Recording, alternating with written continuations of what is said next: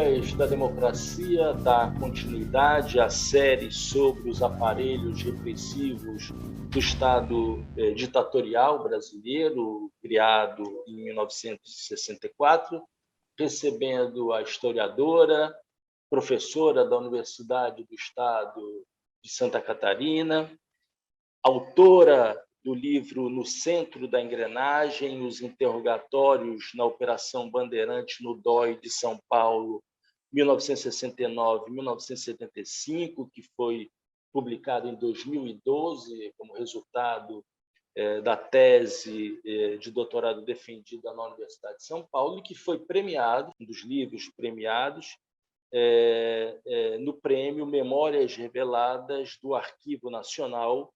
Eu tenho o prazer de entrevistar hoje a professora Mariana Joffre. Mariana, seja muito bem-vinda ao Trilhas da Democracia, esse espaço de defesa, debate, discussão sobre a democracia e os direitos humanos. Seja muito bem-vinda, Mariana. Muito obrigada, Marco. Um prazer estar aqui com você e muito bacana esse exercício de poder falar com públicos mais amplos e de compartilhar pesquisas e um pouco o trabalho que a gente faz, né, com outras pessoas. Muito bacana. Parabéns pela iniciativa. Fico feliz de fazer parte disso. Mariana, a intenção é sempre importante dizer isso, né? O objetivo dessa série de 6 programas na verdade, oportunizar a uma parcela da juventude, né, a fala, né, de especialistas, professores, historiadores, sociólogos, também pessoas que viveram esse período, que foi o da ditadura iniciada no Brasil, instalada no Brasil em 31 de março de 1964. Então, a ideia aqui é estabelecer canais de diálogos com a juventude, né, com não especialistas. Eu te pediria, então, de início, que você historiasse, né, o surgimento de uma estrutura, dessa estrutura repressiva que passa pela fundação, pela criação da Operação Bandeirante, a passagem para o DOI-CODE e como se dava a relação entre o BAN, DOI-CODE depois e o DOPS.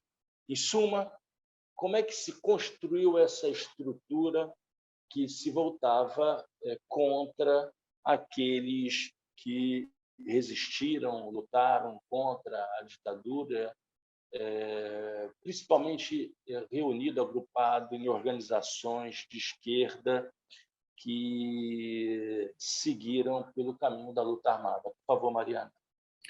Então, o que acontece é que, bom, foi um processo, né? Toda a montagem dessa estrutura repressiva, ela não acontece de uma vez só, ela não estava já prevista, digamos, no golpe de 64, ela vai se dando conforme o regime vai sentindo necessidade de dar conta de levar a cabo essa política mais autoritária, e isso foi acontecendo ao longo do tempo. Então, para a gente situar um pouco como é que era o contexto, né?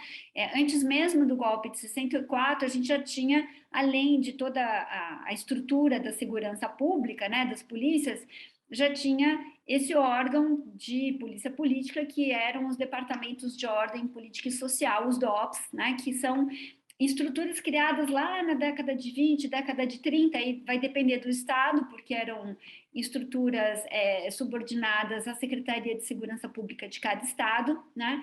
E que surgem num contexto aí dos movimentos anarquistas, movimentos socialistas, das grandes greves da década de 20 e 30, e também no contexto do surgimento do Partido Comunista em 1922, né? Nas décadas aí de 40, 50, com todo esse contexto do pós-guerra, né, a gente vai ter que essas estruturas vão servir um pouco para fazer justamente a vigilância do que eram os movimentos sociais, os movimentos políticos que pudessem eventualmente se opor ao governo vigente. Então, esses DOPS, eles já existiam especialmente era forte o DOPS de São Paulo, mas tinha DOPS no Rio de Janeiro, Pernambuco, Paraná, Minas Gerais, Rio Grande do Sul, Distrito Federal, né?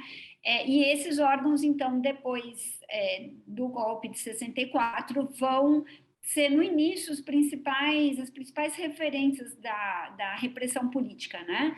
E aí, bom, logo após o golpe, nós temos o que se chama de primeira onda repressiva, então as intervenções dos sindicatos, a sede da União dos Estudantes é queimada, se montam alguns navios, prisões, né, onde as pessoas são levadas e passam lá algumas semanas, acontecem uma série de expurgos nas Forças Armadas, cassações de políticos ligados ao governo João Goulart, então já tem todo uma que se chamou na época de uma operação limpeza, né? São montados inquéritos policiais militares, então já é aí com força repressão. Mas tem algumas estruturas das quais pouco se fala e é que é importante mencionar, né? Por exemplo, o Centro de Instrução de Guerra na Selva, o CIGS, né? Ele é criado em 1964, ele provavelmente, então, já era uma estrutura que estava sendo montada antes do golpe, né? E é um lugar, uma instituição importante, porque o primeiro curso que ele vai oferecer, né, a primeira turma, ele vai formar em 1966, e ele vai formar tropas que depois vão atuar contra os guerrilheiros na região do Araguaia, né, já na década de 70.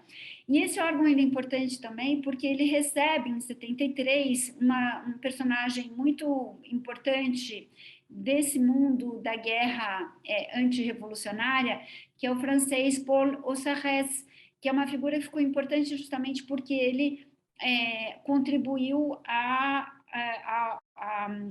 perseguir as forças, enfim, anticolonialistas na Argélia, né?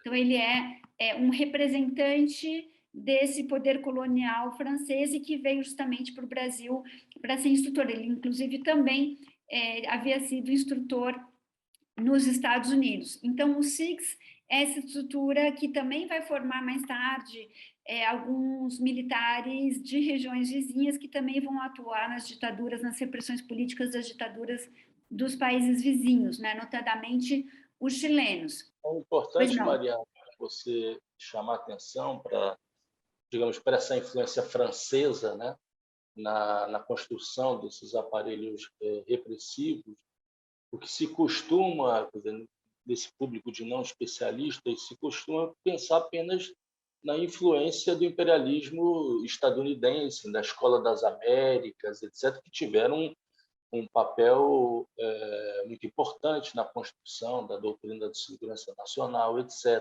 né? Mas a presença, digamos, a presença francesa, né? A presença imaginem, de um país que identificado historicamente com a liberdade, igualdade, fraternidade, né? Na perseguição, nas torturas, né?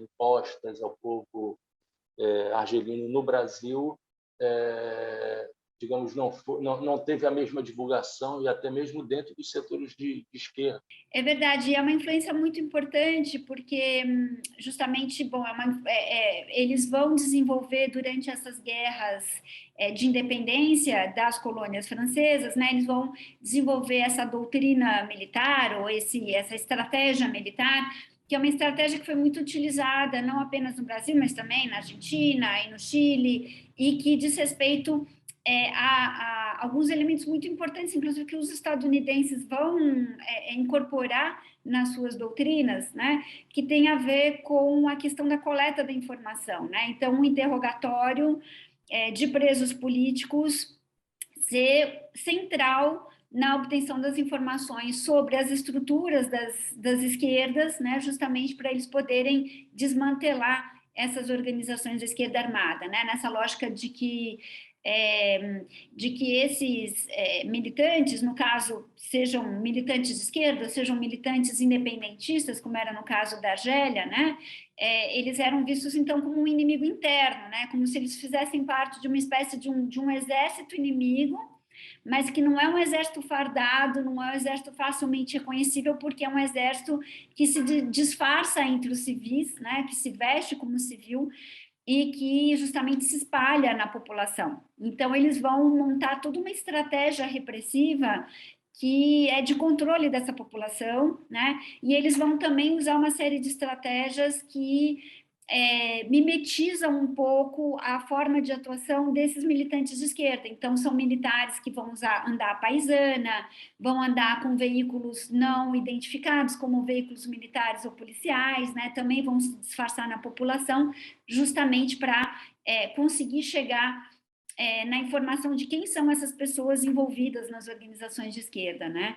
E, inclusive, também fazer uso do expediente de usar informantes, né? Nas organizações de esquerda, de implementar, não só implantar policiais disfarçados, né? Que são recrutados pelas organizações de esquerda como se fossem militantes, mas também de torturar militantes de esquerda a tal ponto que esses militantes acabam sendo convertidos em agentes da repressão, né, que são os chamados cachorros, né, que exatamente, que ficaram então com essa alcunha que faz parte desse jargão do meio, né, e da época. Mas aí, voltando um pouquinho à questão da estrutura repressiva, né? Então, a gente está aqui no momento do golpe em que já existem os DOPS, né? Junto com o golpe vem a criação do centro de instrução na Guerra da Selva, que então era um centro de formação.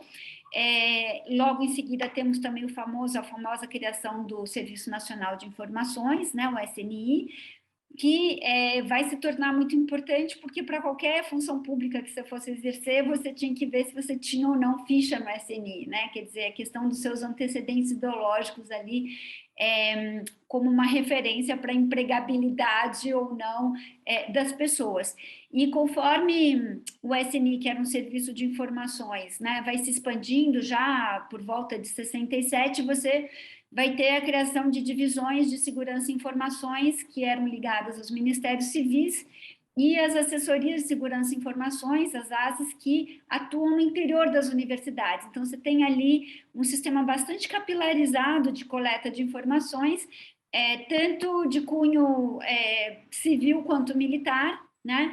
E nas universidades, inclusive um colega meu relata, né, que ele fez faculdade na época, ele disse que eles brincavam para pensar adivinhar quem seria o informante da sala, daquela turma do SNI, né? Então, tanto era disseminada essa cultura de vigilância. Isso em 64. Em 65, então, um ano depois do golpe, é criado o Centro de Estudos do Pessoal, que também uma estrutura de ensino, de formação, e que vai formar as primeiras turmas em 66, que vão atuar nesses órgãos de informação, no SNI, depois no Centro de Informações do Exército e também nos DOI-CODES pelo país, né?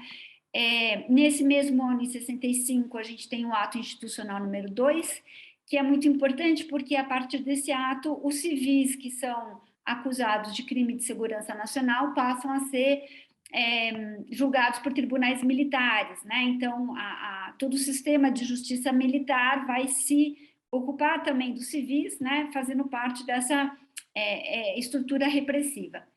No ano de 1966, é criado o Centro de Informações do Exterior, o CIEX, que vai, então, se ocupar de monitorar as atividades políticas dos brasileiros fora do Brasil. Então, por exemplo, toda essa comunidade de exilados brasileiros da primeira onda que vai para o Uruguai, inclusive o Brizola, João Goulart, e também vai se ocupar de monitorar as atividades dos estrangeiros da região no Brasil, né? Principalmente quando tem um fluxo ali mais adiante, né? Quando há um fluxo de pessoas vindas após o golpe do Chile, do Uruguai em 73 e depois da Argentina em 76. Bom, isso nós estamos só no começo da década de 60, né? Depois nós temos ainda a criação dos 3 serviços de informações das Forças Armadas. Então, em 67, nós temos a criação do Centro de Informações do Exército, o CIE, né? O CIE, ele é uma estrutura interessante e acho que a Comissão Nacional da Verdade ajudou a deixar um pouco mais clara qual que era o papel do CIE, né?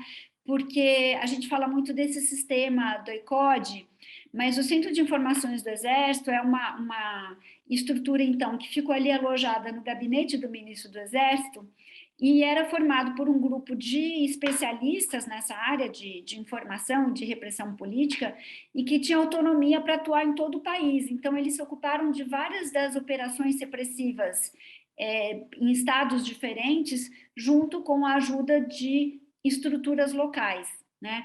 Além do Centro de Informações do Exército, nós temos também a criação, em 68, da Aeronáutica, do Centro de Informações da Aeronáutica, e que é reformulado também em 1970, e já desde 1957 já existia um Centro de Informações da Marinha, mas que vai sendo reformulado depois, nesse período também, para atuar na repressão política.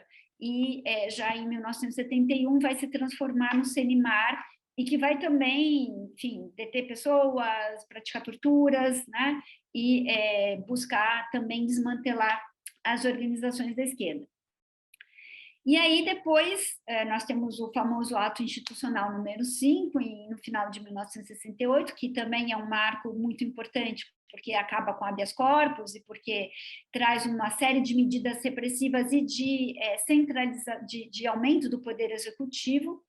E é logo depois do Ato Institucional número 5 que é criada essa experiência em São Paulo, que é uma experiência que vai reunir forças policiais, militares e civis, representantes das 3 Forças Armadas, muito dentro de um modelo francês, né, de constituir órgãos especializados na repressão política, pensando que, neste momento, né, no final dos anos 60, alguns grupos de esquerda vão chegando à conclusão de que não é possível fazer uma oposição legal ao governo, né, e que vão começar a organizar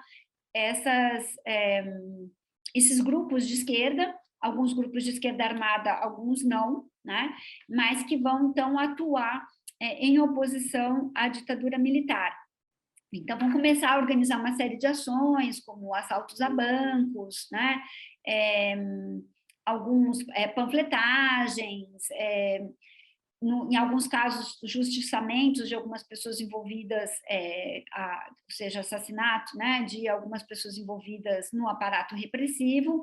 E aí, então, principalmente quando começam esses assaltos a bancos, né, que era justamente para poder guardar dinheiro e financiar uma guerrilha contra a ditadura militar, nós temos a criação, então, desse órgão que ele vai chamar Operação Bandeirante.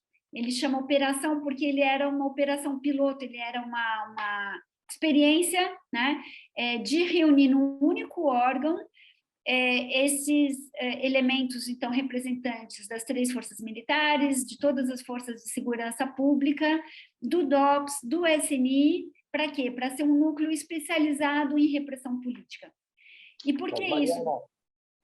Reunia integrantes, digamos, do funcionalismo público federal e estadual, né? Polícias civis, polícias militares, oficiais ou não oficiais das 3 forças, mas, ao mesmo tempo, não era um órgão oficial, né? Tinha uma estrutura paramilitar. Exato, muito bem apontado. Qual a razão dessa operação piloto, né? Essa experiência piloto, não ter sido, desde o início, construída e reconhecida oficialmente com recursos do Estado brasileiro ditatorial? Então, essa é uma pergunta muito interessante que a historiografia ainda não tem como responder, né? Por que ela começa, inclusive porque no início, né, ela não vai ser financiada pelo Estado brasileiro, ela vai ser financiada, quer dizer, vai ser financiada pelo Estado brasileiro também, em certa medida, mas ela vai se constituir a partir da contribuição financeira de empresários, né? Ela não tinha um orçamento próprio, e aí nós temos, por exemplo, o Antônio Delfim Neto e o Gastão Vidigal, que eram pessoas aí da banca financeira de São Paulo, né? O Gastão Vidigal, dono do Banco Mercantil de São Paulo, o Delfim Neto, futuro ministro da Economia, que vão reunir uma série de representantes de grandes bancos para pedir fundos para essa organização, né? Então, aí a gente tem participação da Fiesp, empresários como Paulo Savaia, que vai fazer uma espécie de ponte entre empresários industriais, justamente para, inclusive, às vezes, em alguns casos, com ameaças, né? Ameaças veladas a alguns industriais para conseguir recolher fundos. E aí nós temos figuras como o Henning Albert Boysen, né? Que foi presidente da Ultragaz, dinamarquês. Que talvez seja o caso com maior destaque, né? É um caso com maior destaque porque ele foi objeto de um documentário, inclusive, né? Justamente contando como esse dinamarquês, que acabou se naturalizando brasileiro, não só ajuda a financiar a repressão política, como vai lá assistir a casos de relatos de ex-presos políticos que ele assistia às sessões de tortura, né? E tudo isso por quê? Porque havia um entendimento, bom, primeiro, por que São Paulo? Porque São Paulo era considerado o centro do que eles chamavam de subversão política, né? Era o estado que reuniria os grupos mais importantes nesse momento de atuação política de esquerda. E também por justamente São Paulo ser esse lugar, esse centro financeiro, né, esse centro industrial de São Paulo, e que estava muito preocupado em garantir a paz dos negócios, né? E além dessas organizações financeiras e empresariais, nós temos também a participação de políticos de São Paulo, né? Então, o prefeito Paulo Maluf, o governador Roberto, de Abreu Sodré, que vão também contribuir, o secretário de Segurança da época, que era o Eli Lopes Meirelles, que vão contribuir também com iluminação do quarteirão onde ia se instalar a UBAN, né, essa operação, que inclusive passou a ocupar parte da 36ª Delegacia de Polícia de São Paulo, né? Então, nós temos aí um esforço conjunto para ver essa operação decolar, né?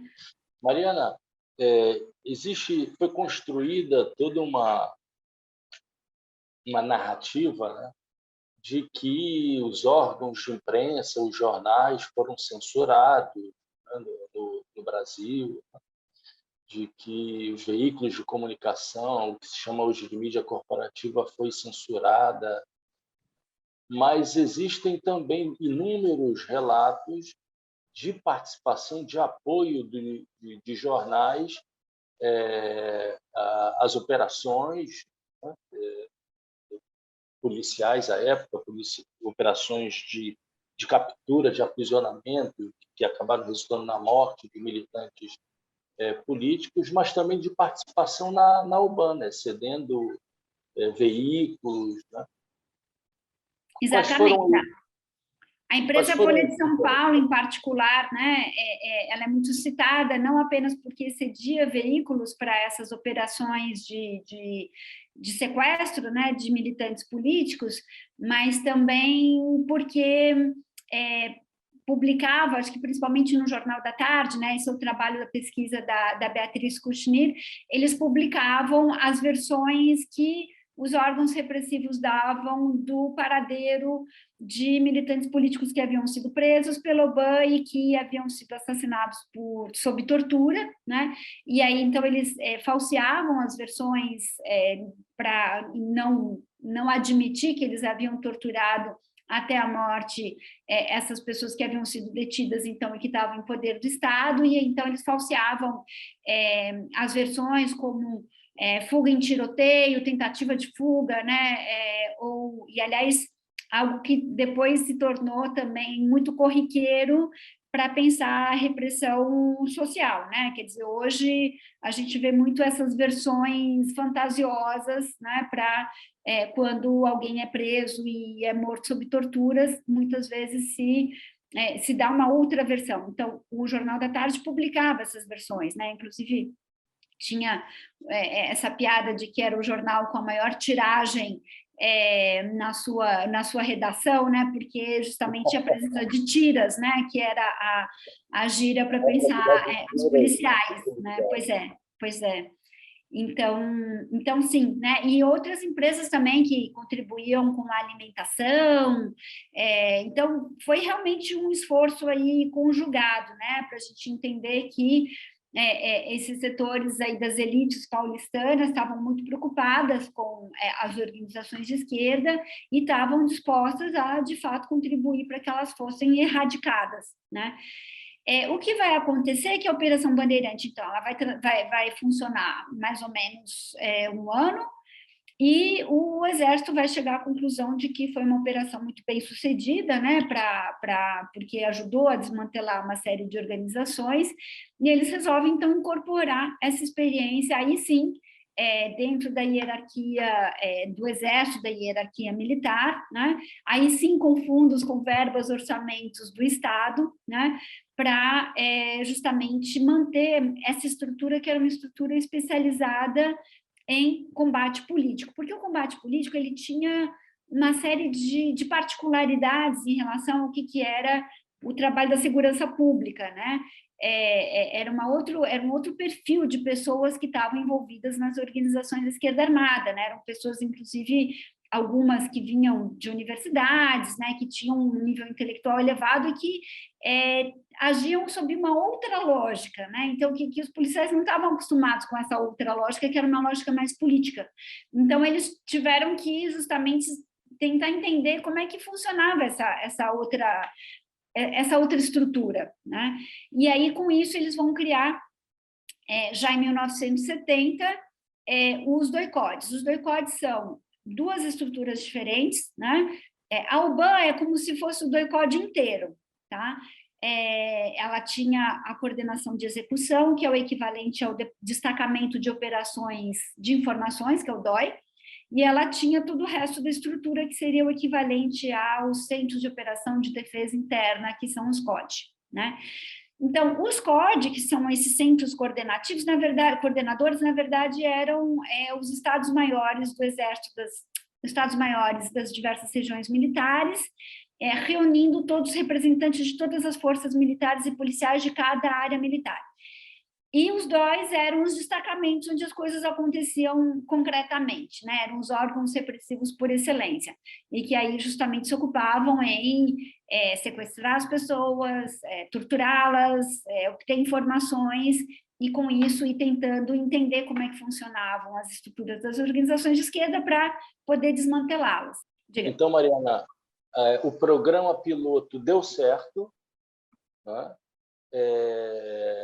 Tendo sido feita apenas uma disjunção, uma separação entre o DOI e o COID, que, como você disse, eram contemplados dentro da própria estrutura da UBAN, não é isso? Exatamente, exatamente. E por isso que às vezes as pessoas confundem a UBAN com o DOI de São Paulo, mas na realidade a UBAN acaba assim que o DOI é criado. Assim que o DOI-COID de São Paulo é criado, a UBAN deixa de existir, né?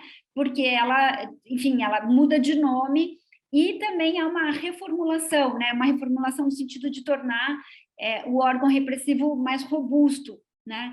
E aí é importante explicar aqui um pouco por que se criou um novo órgão, né? Para além dessa questão da especificidade do que seria a perseguição política, que era um pouco diferente, né? Por que não os DOPS, então, para fazer essa perseguição política, já que eles já tinham estrada aí, né? Para fazer isso. E aí tem algumas explicações, né? Primeiro, porque eles consideravam que a polícia comum não estava estruturada para fazer a repressão política, os DOPS, eles estavam submetidos à lógica da Secretaria de Segurança Pública, eles queriam órgãos que tivessem uma autonomia maior para agir fora das fronteiras dos estados, porque justamente as organizações de esquerda tinham uma lógica de funcionamento que não respeitava as fronteiras estaduais, e também porque eles tinham bastante preconceito em relação aos policiais civis, né? O DOPS era composto de policiais civis, era importante para eles que, inclusive seguindo os preceitos do pensamento francês da guerra antirrevolucionária, que os militares estivessem a cargo dessa perseguição política, porque essa luta era vista como uma guerra, né? Era uma guerra contra um inimigo interno, né? Não era, eles não viam isso como segurança pública. esse preconceito em relação ao trabalho dos policiais civis, né, ficou claro na fala de alguns ministros do STM, né, nas gravações que foram divulgadas há pouco tempo, por ocasião de mais um deboche da parte dos filhos do atual presidente em relação às torturas sofridas pela jornalista Miriam Leitão, né? Dizendo, não, se isso foi feito pelos policiais, pelo Exército, não. Tá? Na verdade, aquilo expressa um preconceito em relação aos policiais, nesse momento de dizer que o Exército era uma estrutura com homens que não seriam capazes de realizar ações como essas de tortura. Exato, e foi justo o contrário, né? Porque eles se envolveram até a medula, justamente, e tomaram a frente e a coordenação e a execução, né, dessas operações repressivas que envolviam, sim, tortura de presos políticos, né?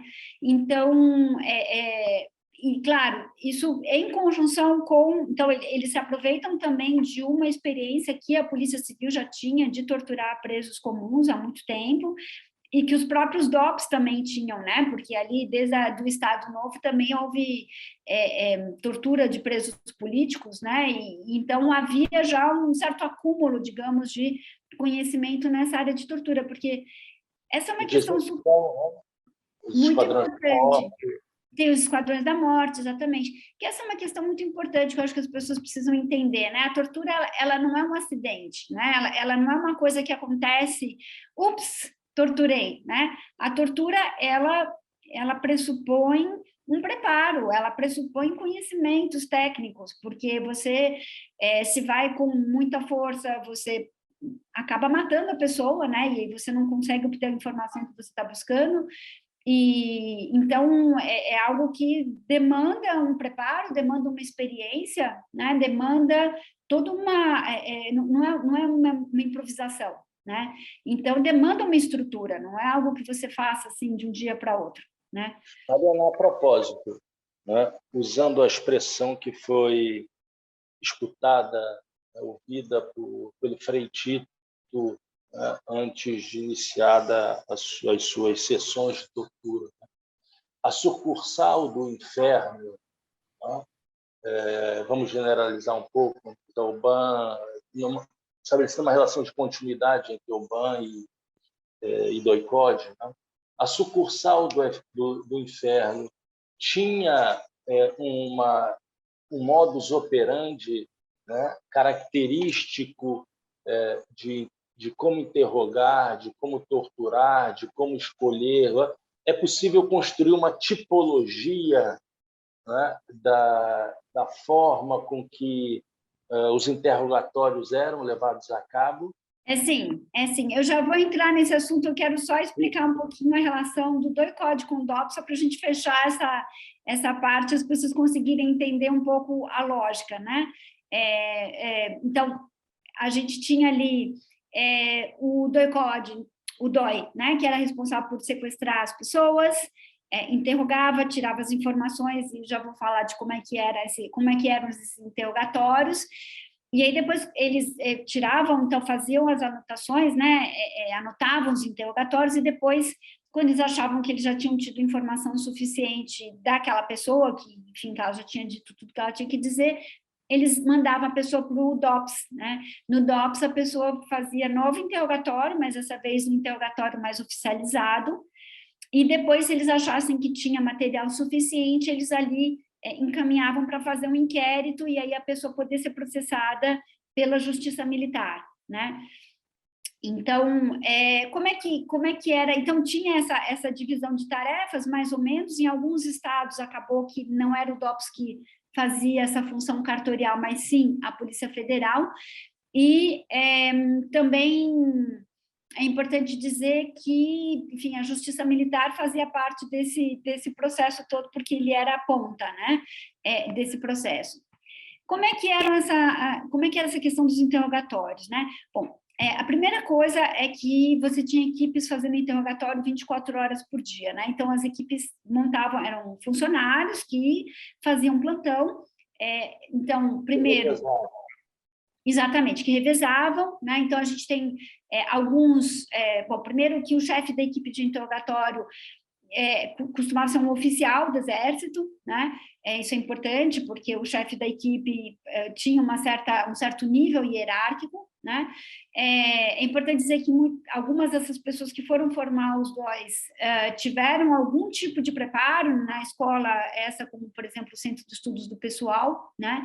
E que eles vão, então, trabalhar por turnos. Então, quando a pessoa era presa, eles tinham muita preocupação em retirar informações muito rápido dela, porque tinha um acordo, né, uma forma de organização nos grupos de esquerda que era combinado que a pessoa tentava resistir 24 ou até 48 horas de tortura, para que os companheiros pudessem, assim se dessem conta de que a pessoa tinha sido presa, desfazer os centros de encontro, destruir o material e também, claro, mudar de endereço, né? Porque senão, como se sabia que é muito difícil, muito difícil você resistir à tortura, então a tentativa era que a pessoa aguentasse um pouco, porque depois, eventualmente, ela acabaria dizendo, né? Enfim, onde é que estavam entregando o paradeiro dos companheiros, então eles tentavam se reorganizar para justamente não serem presos, né?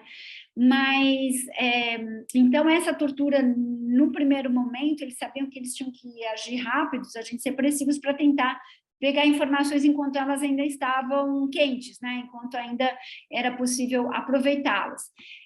Mas, na realidade, quer dizer, da pesquisa que eu fiz, que eu trabalhei especificamente com interrogatórios, né, ficou muito claro que não são só essas 24 horas ou essas 48 horas em que as pessoas eram submetidas à tortura, inclusive porque eles tinham muita preocupação de uma série de ter uma série de informações, né?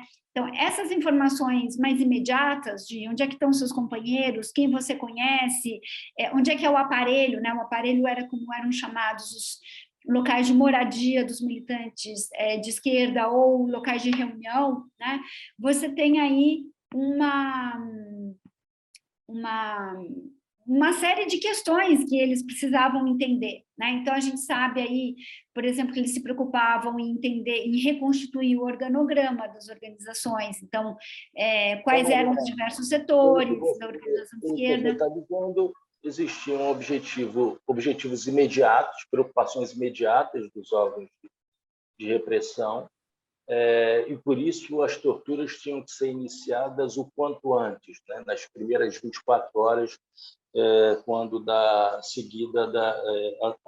sequência da captura, da prisão desses militantes. Mas passados esses objetivos imediatos, existiam outros objetivos que deveriam ser retirados, né? Essas informações deveriam ser retiradas a fim de se construir melhor esse organograma, né? As intenções, as relações existentes entre as organizações, entre outras informações, né? Exatamente, eles faziam o que eles chamavam de bolotário, né? Eles tinham um esquema, né? Um gráfico que eles colocavam, então as pessoas eles iam entendendo como é que as organizações funcionavam, quem estava em que ponto na hierarquia das organizações, e conforme eles iam conseguindo deter, eles colocavam ali a bolinha no sentido de, peguei, né? Conseguimos chegar nesse, conseguimos chegar naquele, e assim eles iam justamente cobrindo, né? Desmantelando essas organizações. Sendo que elas mudavam muito rapidamente, né? Porque você tinha ali uma estrutura, as pessoas, as lideranças iam sendo presas, existia muita preocupação em saber quem eram os cabeças, quem eram as lideranças, porque essas pessoas, no começo, eram muito importantes para desestruturar as organizações, e mais adiante vai ter uma política de extermínio mesmo dessas lideranças, né? Então, eles precisavam identificar quem eram, e conforme essas lideranças iam sendo presas, iam sendo, então, retiradas do jogo político da cena, outras pessoas iam assumindo essas lideranças. Então, a gente precisava saber por quem que essas pessoas tinham sido substituídas, né? E aí, nisso, tem uma coisa importante, né? Eu estava falando um pouco dessa questão de que tortura não se improvisa, que interrogatório não se improvisa, né? Você tem ali uma série de materiais de apoio, né? E tem toda uma espécie de gradação, né? De dor que eles vão fazendo aos poucos, né? Eles vão provocando aos poucos para ir ultrapassando o limite da pessoa, tentando não chegar no limite máximo para evitar que a pessoa acabasse morrendo, né? Então, a gente tem ali uma série de práticas de afogamento, de choques elétricas. O DOI de São Paulo conseguiu, do Liceu de Artes e Ofícios, a construção de uma cadeira elétrica, né? Para tortura. O DOI do Rio de Janeiro conseguiu importar um aparelho ali que era chamada geladeira, que é uma câmara escura que emitia fortes sons e que também mudava de temperatura, né? Às vezes deixava a pessoa submetida a temperaturas muito baixas, né? Ou então colocava barulhos ensurdecedores. Então, você tem ali toda uma estrutura montada, né? Havia uma, entre aspas, uma ciência da tem uma tortura. expertise, exatamente, tem uma expertise.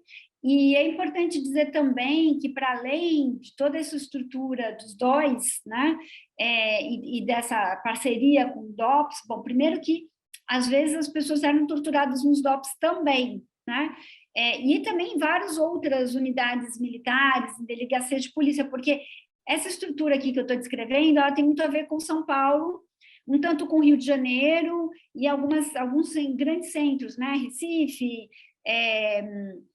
tinha em Curitiba, Belo Horizonte, mas em alguns lugares não tinha DOI, né? Então, eles se viravam ali com as estruturas que eles já detinham de segurança pública e estruturas militares.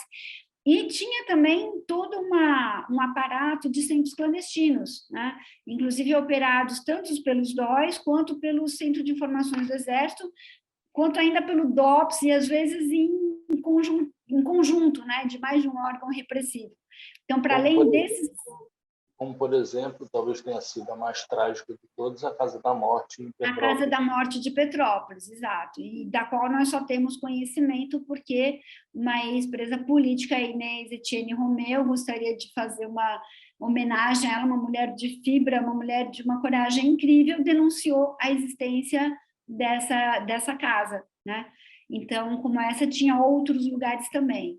Alguém, né, entrava nas dependências de algum DOPS ou do DOI-POD e não era torturado.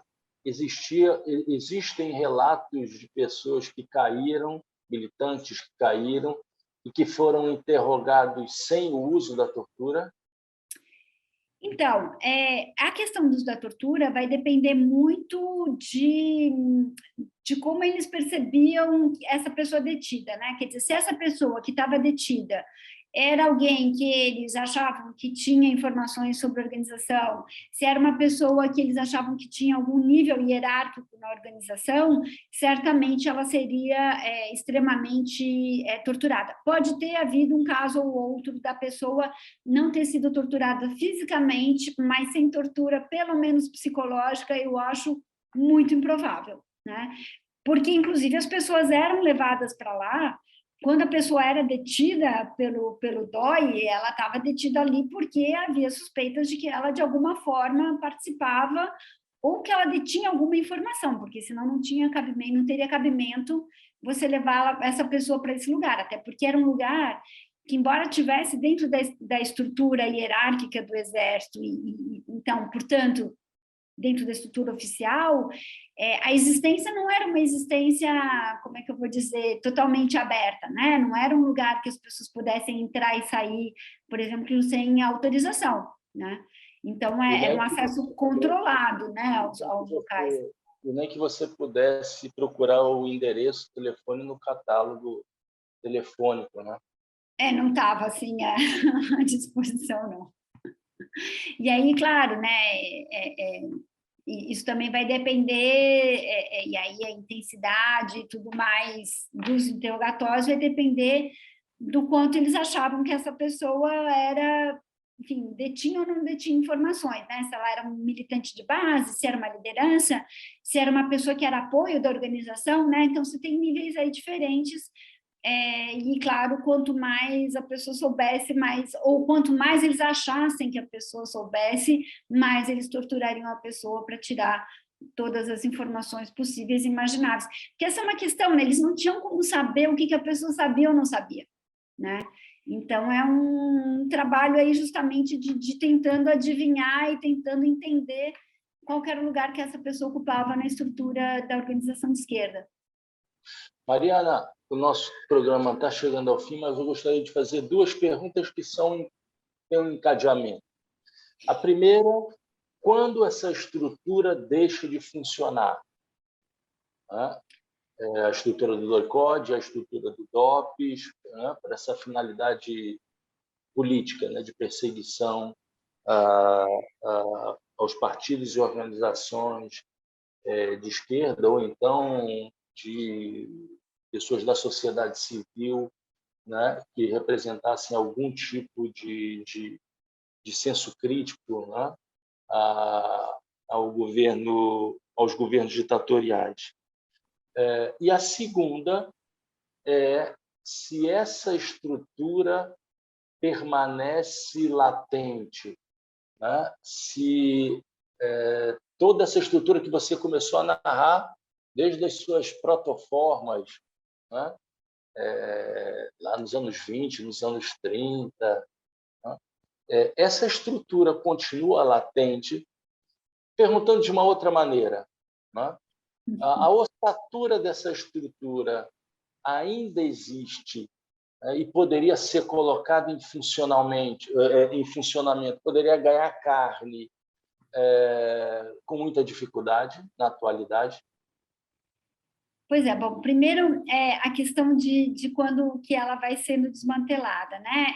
Aí já me parece que a última operação de massacre mesmo cometido por essas estruturas é o massacre a chacina da Lapa, que é no final de 1976, né? Depois você ainda tem casos de torturas, mas isso vai aos poucos, digamos...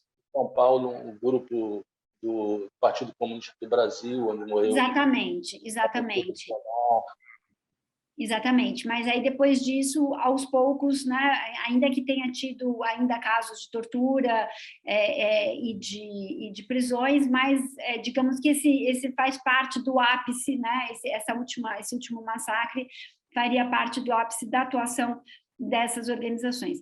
Depois você tem uma onda de atentados de organizações da ultradireita, que estão articuladas com esses centros, né? Inclusive o atentado do Rio Centro, em 1981, que acaba não dando certo, porque a bomba que eles iam colocar nesse comício que estava acontecendo, que era um show de música popular, em homenagem ao 1º de maio, né? Essa bomba que eles iam colocar lá acaba explodindo no colo de um dos agentes, e aí com isso também eles ficam muito desmoralizados. Então, nesse comecinho... As bombas nas bancas de jornal... As bombas nas bancas de jornais, a bomba contra a OAB, contra a ABI, né, que são organizações aí da sociedade civil que estavam envolvidas na campanha pela abertura política, né? E eles vão, então, aos poucos, né, desmontando e aí, principalmente no comecinho aí dos anos 80, vão desmontando essas estruturas no seguinte sentido: elas vão sendo reabsorvidas pelas instituições militares como órgãos de informação voltados para as próprias forças, né? E os DOPS são extintos, né? Os DOPS são extintos, inclusive há toda uma operação aí com os arquivos do DOPS, né? Nessa época, justamente temendo a passagem do governo dos militares para as mãos dos civis, e o que iam fazer com essa documentação, né? Sobre a questão enfim, se seria fácil ou não, né, retomar essa estrutura, eu queria te dizer uma coisa, que, de certa forma, essa estrutura ainda está em vigência no seguinte sentido, né? Uma questão importante aí que eu acabei não mencionando é que justamente é muito significativo que, em paralelo à criação da Operação Bandeirante e depois, em seguida, do sistema, de um sistema integrado de repressão política, né, que é o SISEGIN, Sistema de Segurança e Informações, em 70, a gente tem em 1969 o famoso Decreto-Lei 667, que vai justamente subordinar a polícia militar à estrutura militar, né? E justamente também é desse período essa figura agora me fugiu a expressão do acho que é auto de defesa, né? Que é uma figura que, de alguma forma, associa a violência cometida pelos policiais a um ato de legítima defesa, né? Então, essa figura do autodefesa vai ser criado... Um efeito colateral, né, não é colateral, não é colateral, é um efeito central, aí é que está, né? Porque essa é uma discussão importante, né? Do que é isso da repressão política e o que é repressão social, né? E elas, de alguma maneira, caminham não exatamente no mesmo trilho, mas você vê que elas caminham juntas. E você desmantela essa polícia política, mas a estrutura da repressão social, que foi militarizada, e também nesse período aí, também muito importante, final da década de 60, início da década de 70, você tem a criação dessas estruturas no interior das polícias militares e civis, desses batalhões de choque, desses batalhões que têm um modelo de atuação militar, né? E extremamente violenta, BOP, rota, todas essas... grupos de operação, Exatamente, esses grupos de operação que vão trabalhar dentro dessa lógica operativa, que tem muito a ver também com esse setor, né, dos paraquedistas, de operações especiais, e que é desse período. Isso tudo ficou, né? Isso tudo ficou e isso atua hoje na questão toda da repressão social, repressão tanto a manifestações, por exemplo, né, manifestações políticas pacíficas, quanto intervenções em periferias, em comunidades, né? Então, é uma estrutura que ainda está vigente nesse sentido. A estrutura mais especializada em perseguição política, essa sim foi sendo desmantelada, embora a ABIN ainda seja uma continuidade do SMI.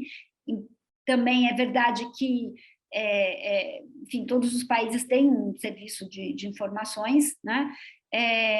Mas você teve aí, por exemplo, a ABIN fazendo dossiês de pessoas que tinham atuação política em movimentos progressistas, né? Que não tinha nada a ver com uma ameaça ao governo ou à segurança nacional. Então, enfim, não sei o quanto hoje seria fácil ou não pensar numa estrutura mais especializada, mas o fato é que nós temos ainda muitos elementos presentes na nossa segurança, no nosso esquema de segurança pública e na estrutura das Forças Armadas, que vem desse período, né? Essa escola, por exemplo, o SIGS, né? Ontem mesmo eu estava ouvindo, por acaso, foi ontem, acho que foi terça-feira à noite, né? Eu estava vindo, por acaso, a Voz do Brasil, e eu vi uma propaganda do SIGS, que é essa escola aí de guerra na selva, né? Então, enfim, tem muitos desses elementos que ainda estão presentes na nossa segurança pública e nas nossas forças militares. Mariana Joffre, professora da Universidade do Estado de Santa Catarina, historiadora, uma das vencedoras do Prêmio Memórias Reveladas do Arquivo Nacional, com o livro No Centro da Engrenagem, os interrogatórios na Operação Bandeirante no DOI de São Paulo, 1969-1975. Mariana, foi um prazer recebê-la nesse nosso espaço de reflexão crítica, né, sobre esse passado histórico que insiste em não passar. Muito obrigado, Mariana. Eu que agradeço, Marco, a oportunidade, espero que as pessoas que assistam esse vídeo consigam, para além da sopa de letrinhas aí, dessa estrutura repressiva, entender a gravidade que foi a perseguição política durante a ditadura militar, né? E entendam também os efeitos nefastos que esse período deixou para a nossa estrutura de segurança pública e das Forças Armadas. Na próxima semana, o Trilhas receberá o sociólogo e professor da Unicamp, Marcelo Ridente, que acaba de lançar o livro O Segredo das Senhoras Americanas. Até lá!